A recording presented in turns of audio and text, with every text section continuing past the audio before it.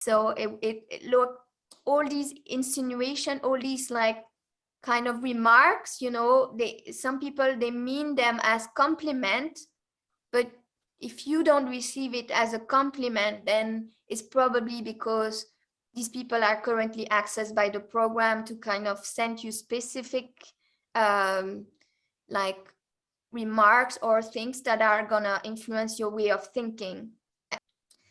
So I keep that in mind, you know, and it just, you know, some of these beings have are not like enemies, or they just being accessed without really knowing. So I have to be the one who know that they are being accessed.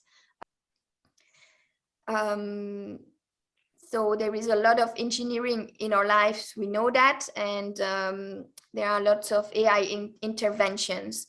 What I was mentioning also in terms of small remarks are also this kind of AI intervention, but not the benevolent type of AI. It's like a kind of programmed AI that is serving the agendas of the overlord, of the architects. So this kind of AI, they have been programmed this way to be kind of unfriendly towards us.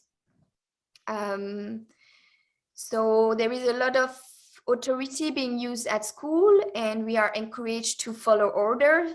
And it kind of, you know, this mind control trends, because nowadays I can receive instruction again, and sometimes I go in automatic mode to kind of want to answer the order.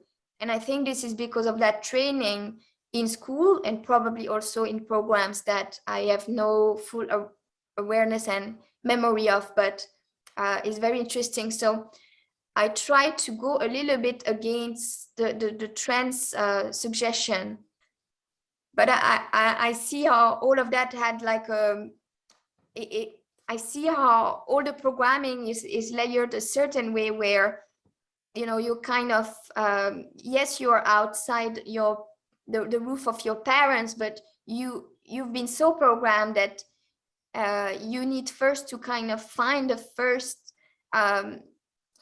keys, and oftentimes I feel that it comes with heavy suffering, and kind of the heavy suffering kind of bring us maybe to our knees, and maybe to a closer a little bit to remembrance or surrendering to something, and I feel that's where it kind of starts.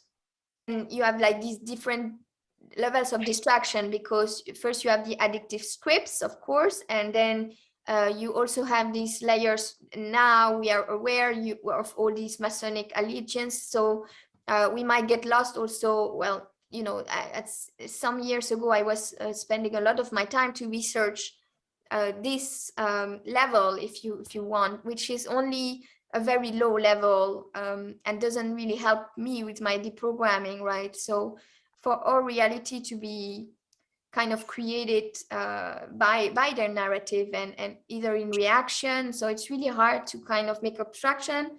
But I'm sure you do, like me, you know, when you're fully absorbed in what you do, then you kind of extract out of it, and that's what we need to do more, right? But if you pay 2,000 euro and you know, you learn things that you could have learned in a book, then, you know, it's only been a distraction. Usually these gurus, they have a lot of enablers around them. They create a cult of personality, these kinds of profile.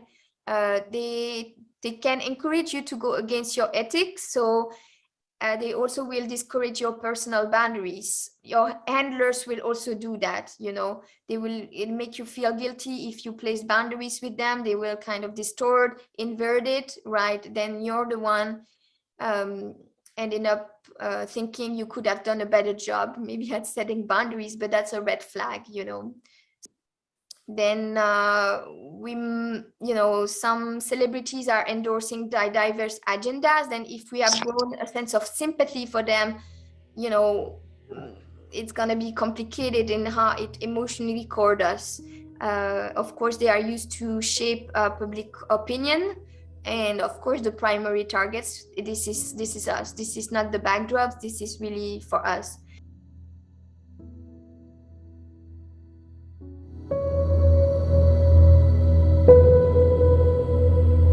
you.